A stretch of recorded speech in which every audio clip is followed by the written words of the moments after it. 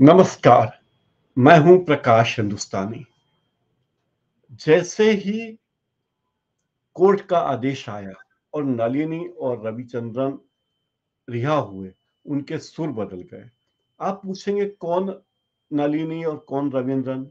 तो आपको बता दूं कि नलिनी और रविंद्रन दोनों ही राजीव गांधी के हत्यारे हैं। इन लोगों को जेल की सजा हुई थी और सुप्रीम कोर्ट के आदेश पर ये 11 नवंबर को जेल से छूटे। रिहा होते ही रविंद्रन और नलिनी ने विक्टिम कार्ड खेलना शुरू कर दिया और कहना शुरू किया कि हम निर्दोष हैं। इतना ही नहीं, रविचंद्रन ने तो यहां तक कह दिया कि समय और सत्ता यह तय करती है कि कौन आतंकवादी है और कौन स्वाधीनता सेनानी है। रविचंद्रन की यह बात बहुत ही अजीब लगती है। जेल में रहते हुए उसने कभी कुछ ऐसी बात नहीं कही थी। जब प्रियंका गांधी वाड्रा नलिनी से मिलने के लिए गईं, तब भी ऐसी कोई बात नहीं हुई थी। लेकिन यही राजनीति है और यही राजनीति का चेहरा है, क्योंकि जिस तरह से देश में राजनीति होती है आप जानते ही हैं। पूर्व प्रधानमंत्री राजीव गांधी की हत्या के 6 दोषी थे: नलिनी श्रीहरन, उनके पति मुरुगन, संथान, रविचंद्रन, रॉबर्ट पायस और जय कुमार। सुप्रीम कोर्ट के आदेश के बाद ये लोग 31 साल के बाद रिहा हुए। 21 मई 1991 को तमिलनाडु के श्री पेरुम्बदूर में एक जनसभा के दौरान आत्मघाती हमले में राजीव गांधी की हत्या की गई थी। जब नलिनी को गिरफ्तार किया गया तब वो गर्भवती थी। उस समय उसकी प्रेगनेंसी 2 महीने की थी। नलिनी श्रीहरन को आत्मघाती दस्ते का सदस्य होने का दोषी पाया गया था और जेल की सजा सुनाई गई थी। नलिनी को पहले 3 अन्य दोषियों के साथ फांसी की सजा सुनाई थी, लेकिन सोनिया गांधी की अपील के बाद नलिनी की सजा को घटाकर उम्र कैद में तब्दील कर दिया गया, क्योंकि सोनिया गांधी का ये कहना था कि नलिनी की गलती की सजा उस मासूम बच्चे को कैसे मिल सकती है जिसने इस दुनिया में अब तक कदम तक नहीं रखा है।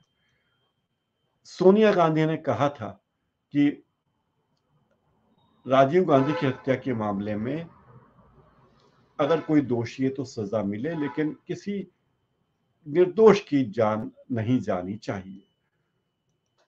जेल से रिहा होने के बाद रविचंद्रन कहने लगा कि उत्तर भारत के लोगों ने हमें आतंकी या आतंकवादी हत्यारे के रूप में देखना शुरू कर दिया है। हमारी गुजारिश है कि हमें आतंकवादी मत देखिए, समझिए, हमें दोषी व्यक्ति मत कहिए, हम एक पीड़ित व्यक्ति हैं, ऐसा रविचंद्रन ने कहा था। नलिनी ने दावा किया कि उसके इस दृढ़ विश्वास ने इतने साल तक उसे जिंदा रखा कि वो निर्दोष है, नहीं तो वो अपनी जीवन लीला ही समाप्त कर लेती। नलिनी ने पूछा कि क्या आपको लगता है कि मैंने पूर्व प्रधानमंत्री राजीव गांधी की हत्या की है? ये सारे मामले देश में उठ रहे हैं। दरअसल राजीव गांधी की हत्या हुई थी 21 मई 1991 को श्रीलंका के पेरुम्बदूर में, जब एक आत्मघाती हमले में उन्हें मार डाला गया। एक आत्मघाती हमले में राजीव गांधी और उनके साथ कई लोगों की मृत्यु हो गई थी। इस मामले में जांच हुई तो सीबीआई ने अन्य हत्यारों के साथ एक महिला आत्मघाती हमलावर की भी पहचान की थी, जिसकी पहचान धनु के रूप में हुई थी। सीबीआई को ये जांच सौंपी गई। सीबीआई ने एजी पेरा रिवलन को गिरफ्तार किया और उसके खिलाफ आतंकवाद और विध्वंसकारी गतिविधियों की रोकथाम अधिनियम यानी टाडा के तहत मामला दर्ज हुआ। तब 26 आरोपियों को मौत की सजा सुनाई गई थी।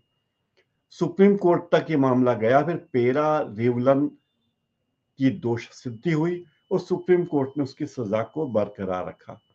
लेकिन 8 अक्टूबर 1999 को सुप्रीम कोर्ट ने पेरा रिवलम की पुनर्विचार याचिका पर विचार किया और उसे खारिज कर दिया। लेकिन अप्रैल 2020 को तमिलनाडु के राज्यपाल की सिफारिश और श्रीमती सोनिया गांधी की अपील पर उनकी मौत की सजा को उम्र कैद में बदल दिया गया। पेरारीवलन के ने संविधान के अनुच्छेद 72 के तहत राष्ट्रपति के सामने दया की याचिका दायर की थी, उसे भी खारिज कर दिया गया था। बाद में वो मामला कई साल तक चला। 18 फरवरी 2014 को सुप्रीम कोर्ट ने पेरारीवलन और दो अन्य कैदियों संथन और मुरुगन को मौत की सजा को इस आधार पर तब्दील कर दिया आजीवन कारावास में कि 11 वर्ष की देरी हो चुकी है। इन लोगों ने अपनी सजा घटाने के लिए संविधान के अनुच्छेद 161 के तहत याचिका लगाई थी। तो आप देख सकते हैं कि जेल से छूटते ही किसी व्यक्ति का सुर कैसे बदलता है, और उसी तरह नलिनी और रविचंद्रन के भी सुर बदले हैं। अब हो सकता है कि वे इसमें आगे जाकर राजनीति करना चाहें। नलिनी की बेटी अभी लंदन में है और पढ़ाई कर रही है, जो जेल में थी तब वो पैदा हुई। यानी ऐसे उनके शुभचिंतक थे जिन्होंने उसका फंडिंग किया, और ये कहा जाता है कि तमिलनाडु से उन्हें काफी फंडिंग मिली भी थी। आज मेरे इस कार्यक्रम में इतना ही।